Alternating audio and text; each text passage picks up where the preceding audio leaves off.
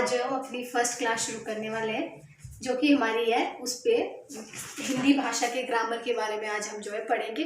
तो देखो, किसी भी भाषा के ग्रामर में, किसी भी भाषा के जब हम ग्रामर के बारे में पढ़ते हैं तो सबसे पहले हमें पता होना चाहिए कि वो भाषा जो है वो कहाँ से आई है, कहाँ से उसका उद्भव हुआ है। तभी ही हम किसी भी भाषा के ग्रामर के बारे में जो है वो पढ़ते हैं, ठीक है ना। तो आज जो है हम हिंदी भाषा के ग्रामर के बारे में पढ़ रहे हैं। तो सबसे पहले हमें थोड़ा सा ये पता होना चाहिए कि अक्सर भाषा होता क्या है। जब हम भाषा के बारे में पता होगा तभी जो है हम किसी भी भाषा के व्याकरण के बारे में जो है वो पढ़ सकते हैं, ठीक है ना। पहले तो भाषा के बारे में जानने से पहले थोड़ा सा हम जानते हैं कि आखिर हम व्याकरण पढ़ते क्यों। व्याकरण पढ़ते क्यों? देखो, व्याकरण एक ऐसी इकाई है जिससे हमें भाषा के शुद्ध या अशुद्ध रूप का जो है वो पता चलता है। उसे हम जो है वो व्याकरण कहते हैं। मतलब कि जैसे भाषा में वो अर्थपूर्ण, भाषा में वो भारीपन किससे आता है? व्याकरण से आता है। क्योंकि व्याकरण हमें ये बताता है कि किसी भी शब्द का हम प्रयोग कर रहे हैं वो जो है शुद्ध है या अशुद्ध है, इसके बारे में जो हमें जानकारी देता है वो व्याकरण देता है। इसलिए जो है हम किसी भी भाषा के जो है वो व्याकरण के बारे में पढ़ते हैं, ठीक है ना। तो अगर हम जैसे आगे का हम अपने व्याकरण के बारे में, हिंदी ग्रामर के बारे में कुछ भी शुरू करें तो सबसे पहले थोड़ा सा हम जानते हैं कि अक्सर भाषा होता क्या है। भाषा, ठीक है ना।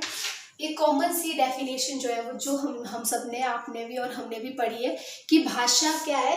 भाषा वो साधन है जिसके द्वारा हम अपने विचार जो है वो बोलकर या लिखकर दूसरों द्वारा प्रकट करते हैं, उसको जो है वो भाषा बोलते हैं, ठीक है ना। लेकिन ये तो देखो एक कॉमन सी डेफिनेशन है या कॉमन सी परिभाषा है जो हम सब ने पढ़ी है भाषा के बारे में। तो देखिए, भाषा तो अब जो भी पशु पक्षी या जानवर, वो भी तो कोई ना कोई भाषा यूज करते हैं, लेकिन फिर भी हम उनकी जो भाषा को वो भाषा क्यों नहीं बोलते? क्योंकि वो जो है वो निरर्थक होती है।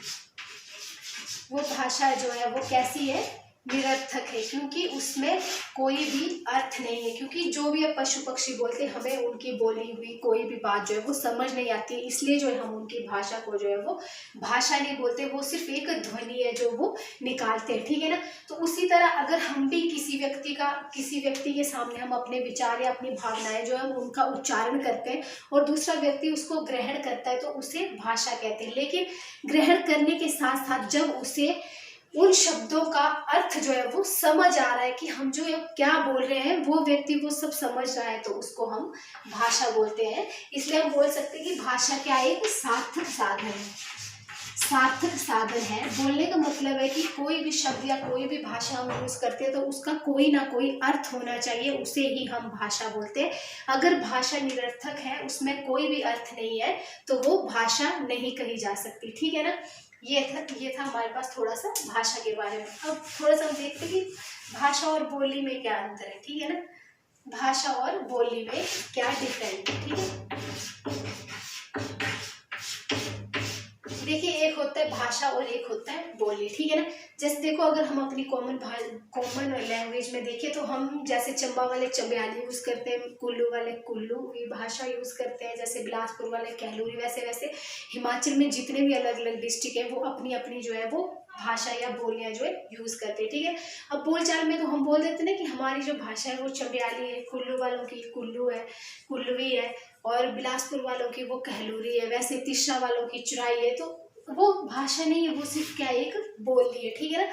भाषा क्या होता है? जिसकी अपनी एक सार्थक लिपि होती है, जिसकी एक अपनी सार्थक लिपि और व्याकरण होता है,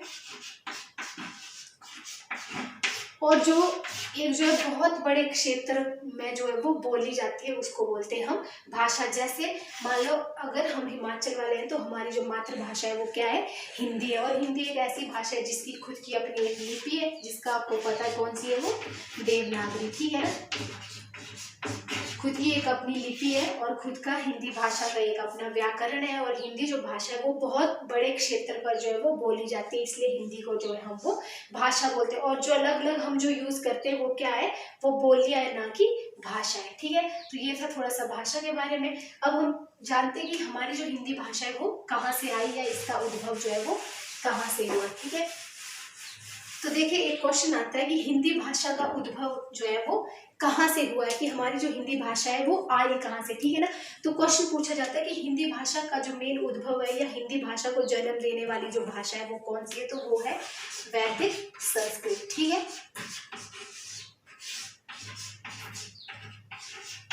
वैदिक संस्कृत, ठीक है।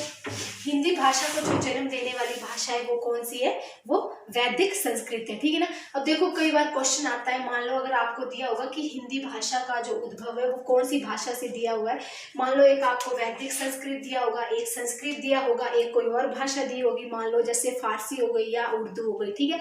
अगर आपको दोनों ऑप्शन दिए, आपको वैदिक संस्कृत भी दिया हुआ है, ठीक है, अगर आपको वैदिक संस्कृत भी दिया है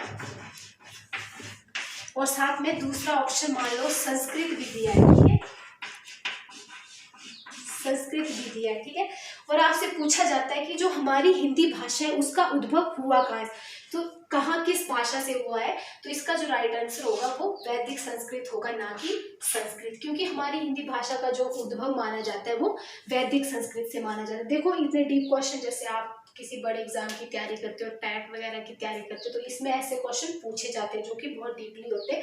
अगर इसमें से आपको दोनों ऑप्शन आ जाए कि वैदिक संस्कृत से हिंदी भाषा का उद्भव हुआ है या संस्कृत से, तो आपका जो सही आंसर होगा वो होगा वैदिक संस्कृत, क्योंकि हमारी जो हिंदी भाषा है वो कहाँ से उद्भव हुई है, वो हुई है हमारी वैदिक संस्कृत से, ठीक है ना। तो सबसे पहले हिंदी भाषा जो है वो वैदिक संस्कृत से इसका जन्म हुआ, उसके बाद जो आया वो था पाली, ठीक है, पाली, ठीक है। देखो पहले वैदिक संस्कृत थी, फिर वैदिक संस्कृत से थोड़ा सा मतलब हम बोल सकते हैं कि इसका थोड़ा सा जो बिगड़ा रूप है वो कौन सा बना, पाली भाषा, ठीक है ना। और जो पाली भाषा थी वो बौद्ध के टाइम थी, आपने बौद्ध जैन धर्म के बारे में पढ़ा होगा, तो बौद्ध धर्म के जितने भी ग्रंथ है बौद्ध धर्म के, वो सारे के सारे किस भाषा में लिखे गए हैं, वो पाली भाषा में। तो देखो यहाँ से आपका एक और क्वेश्चन भी वो हो सकता है कि कई बार आपको पूछ सकते हैं कि बौद्ध धर्म के जितने भी ग्रंथ है वो किस भाषा में लिखे गए हैं, तो वो लिखे गए हैं पाली भाषा में, ठीक है। तो ऐसे ऐसे हमारी जो हिंदी भाषा थी उसका उद्भव हुआ, सबसे पहले वैदिक संस्कृत आई, उसके बाद पाली आई, जो कि बौद्ध धर्म की जो भाषा थी। उसमें बौद्ध धर्म के जितने भी साहित्य थे वो सारे किस भाषा में लिखे गए थे, पाली भाषा में, ठीक है। उसके बाद जो भाषा आई वो आई प्राकृत, ठीक है, प्राकृतक। पाली के बाद जो भाषा आई वो थी प्राकृतक, ठीक है। अब जैसे हम बोल सकते हैं कि जो पाली था वो वैदिक संस्कृत का थोड़ा सा बिगड़ा हुआ रूप था, मीन्स कि कई ऐसे शब्द जो थे इधर उधर से आके इसमें जुड़ गए, मतलब ये बहुत ही शुद्ध भाषा थी, तो ये जो पाली थी ये वैदिक संस्कृत का थोड़ा सा बिगड़ा हुआ रूप था, ठीक है। फिर पाली के बाद जो भाषा आई वो आई प्राकृतिक, ये बोल सकते हैं कि ये पाली भाषा का थोड़ा सा बिगड़ा रूप था।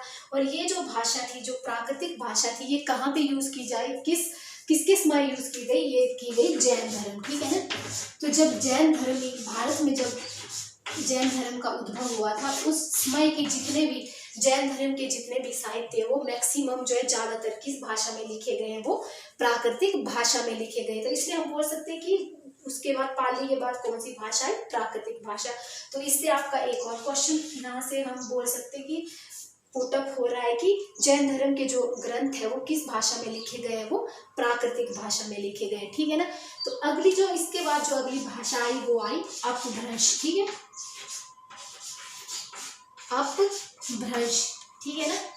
प्राकृतिक के बाद जो अगली भाषा आई वो थी अपभ्रंश, ठीक है। तो हम बोल सकते हैं कि पहले वैदिक संस्कृत आई, उसके बाद पाली आई, उसके बाद प्राकृतिक आई और उसके बाद जो था वो अपभ्रंश आई, ठीक है। और अपभ्रंश के बाद जो भाषा आई फिर वो आई खड़ी बोली, ठीक है, खड़ी बोली, ठीक है ना। तो आज की जो हमारी हिंदी है वो कौन सी है, वो है खड़ी बोली। आज जो हम हिंदी यूज करते हैं वो कौन सी है, वो खड़ी बोली। तो कई बार आपको ऐसे भी क्वेश्चन पूछ सकते हैं कि वर्तमान समय में हिंदी का जो स्वरूप या हिंदी का जो रूप जो है हम यूज करते हैं वो कौन सी है, तो वो है खड़ी बोली। मीन्स ये जो है ये सबसे बिगड़ा हुआ रूप है हिंदी का, क्योंकि इसमें जो है कई विदेशी भाषाओं के शब्द जुड़ गए। जैसे आपने पढ़ा होगा कि हिंदी ऐसी भाषा है जिसमें अरबी के भी